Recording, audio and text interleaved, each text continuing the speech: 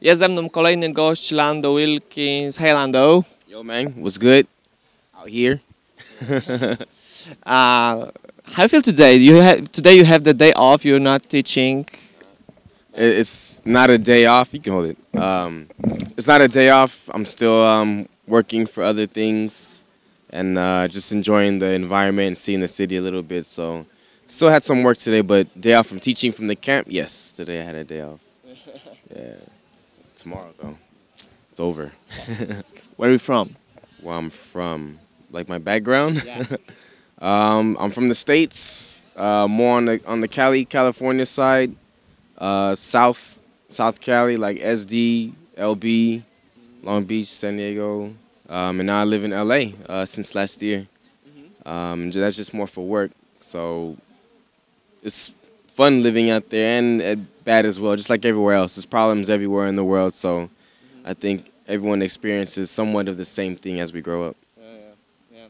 In the like choreography, where you are a very interesting personality because you are actually like in the between the like two words like of freestyling and the I mean, you know what I mean, like yesterday you told that you are hope that these two words can live peacefully and work together, like be okay with together. So like I didn't say it exactly like this. I don't know if those two worlds will ever live peacefully, but I'd like to find a way for them to transition for those who want to go from, you know, underground battle mentality, want to do choreography, to find a smoother way to transition to this. And those from the other side of the world of industry and commercial that want to learn how to freestyle, even though at least the mentality of freestyle, that they can blend into this. And, you know, hopefully more people such as myself can, you know, enter battles and gain that kind of respect as a dancer and choreographer. So that's what I like to see from people back home. could you like describe your freestyling? Like, say, what do you think about your freestyle? Okay, well, I can maybe say what people have told me. Yeah. I've been told I have a unique freestyle, and my background is more like martial arts, basketball, like house parties. So that kind of mentality of like the '90s era affects like how I dance. But my mentality, even in the freestyle, is always kind of like a battle between myself. You know, my mentalities of how I wanna act. And people said I sometimes I make things look so fast and easy, and then it's almost like I'm drunk, like drunken boxing, you know, like that kind of martial arts style where you don't expect what's gonna happen, yet I can change things from grooves to sharp pity moves to something funny to something very chill and aggressive. So when people say I'm alien, I don't know what that means, but I guess it's a compliment and I'll accept it. That you're alien. Yeah, like there's like something in it, but actually you can treat it like in many ways. You know what I mean? Yeah, it's this, and I don't know.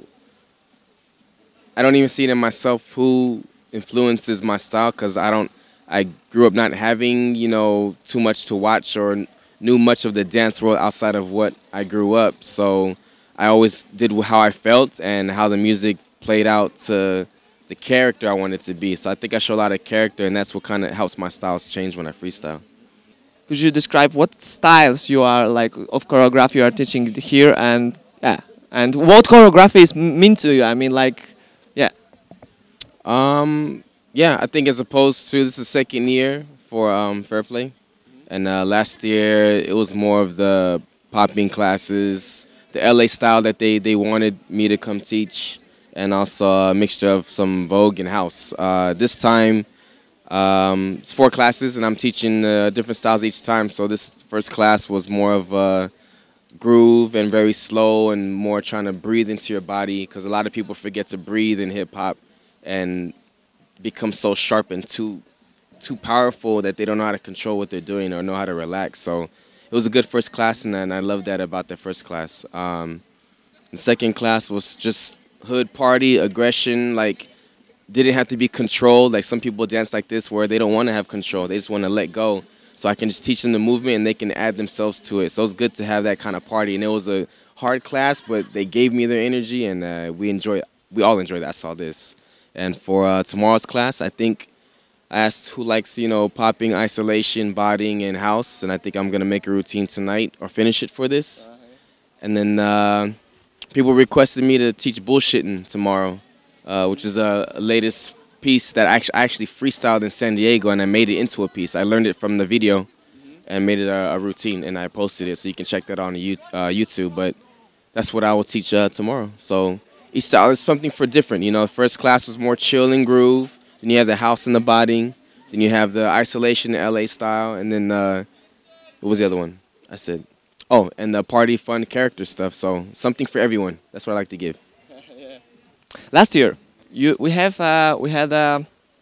had the conversation with you. I was like making material for myself, and you were like explaining, because I think this is interesting for the especially younger generation of dancers. You were speaking about the generations in the choreography, like you were like the way you were speaking how like that there were like 4 generations of the like choreographers.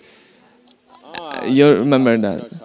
Yeah. Could you like briefly say something about this, because this is I think this is interesting for the younger dancers, that there was something like in the past, like like the choreography also has its own history. Yeah, I think from what I can remember, what I spoke on, it was, I don't know if I said 4. I think there was 1 generation skipped, and I'll explain it. And I felt when I was talking with you last year that the first generation, I kind of gave example of people's like, you know, Luther, Marty, Kudelka, just those type of people in that age range. During their time, they were just doing more commercial work in the industry as far as choreography. You know, those who kind of like help build that guideline for creating movement to sound. You know. And then after this, there was just kind of something a little empty. Like they didn't really maybe travel as much or had the opportunities to do as much as we can now, thanks to YouTube and other internet sources. But those few people, I forgot what names I gave that were examples of this, but they were more kind of like the street style underground dancers that kind of came out about that, that started learning choreography. And then after this was the whole, the third generation, I would say, is the collegiate. The college dance team started happening, you know, in California. There was like all these dance shows and these college teams creating big teams to do choreography and do things on the show. And I think that's kind of where I came from between level 2 and level 3, was from street into choreography for groups, you know, and competing just for the fun of it. And then that kind of led out to many of the dancers that you know now, you know, from that created styles or that kind of format.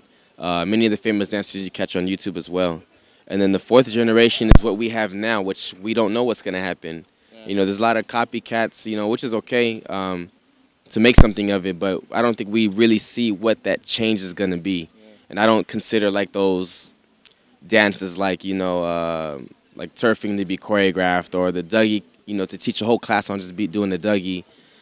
Those kind of like party dance styles, those trendy dances. Someone thought that would be the 4th generation, but I just think that's more fun than being choreography. So whatever this next generation is going to bring, we do not know, but we'll see what it's going to be like. YouTube has got a lot of positives. It's mostly positive, but is there like could be negative for the dancers? Like there are some dangerous things that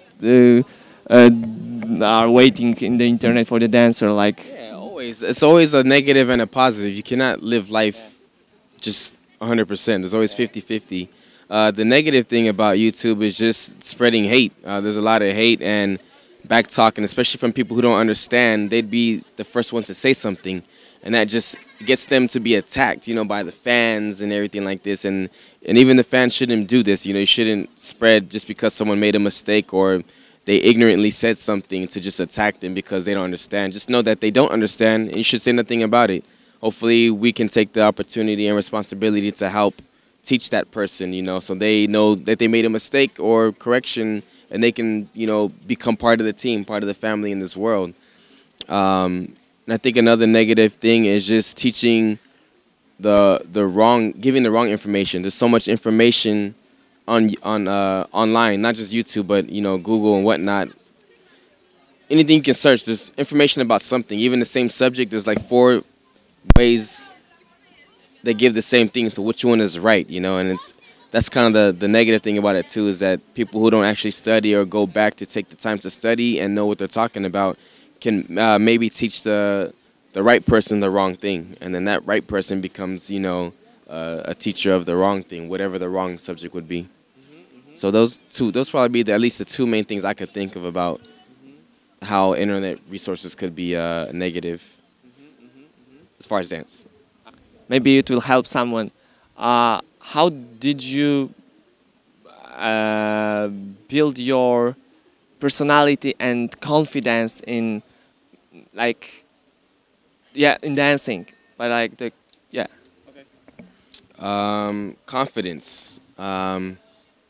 Luckily for me, I started dance at a very, very young age, and in that world was the b-boy world. And I think just having to go out in the ciphers and being around that environment where everyone has that confidence, I think helped give me that confidence to just do whatever I want, however I want, whenever I needed to do it. So at least like it for me, my confidence came at a young age in the b-boy world. Aggression. I was that little kid who would try to battle the big kids. You know, I was that person. And you said character, right? Yeah, the character. As far as character, it'll be weird because it's nothing related to dance, but I mean, I've had character from my father, from watching TV, cartoons, Martin Lawrence. That's probably a big influence is Martin Lawrence when the Martin Show was on, you know, and the Jamie Foxx show. Like those comedians, I think helped give me character in my dance, and even like to do mood changes and how to react to it. It's all a mentality, and I think as I've grown up, I've always been a mental person.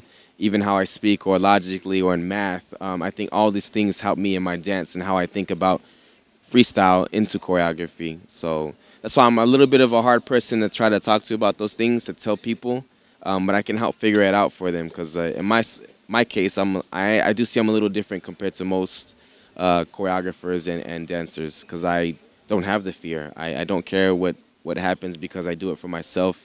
But and I've said this before, I just so happen I have an audience, which is the world, you know, who's watching. So someone's always watching you, and that's kind of good. Okay, so thank you, Lando. Like, you are like, I treat you like a source of knowledge from many like aspects, and yeah. Check him out. Yeah. Okay, yeah. So thank you very much. Yeah, thank you guys. Maybe see you next year. It's possible. Okay, thanks.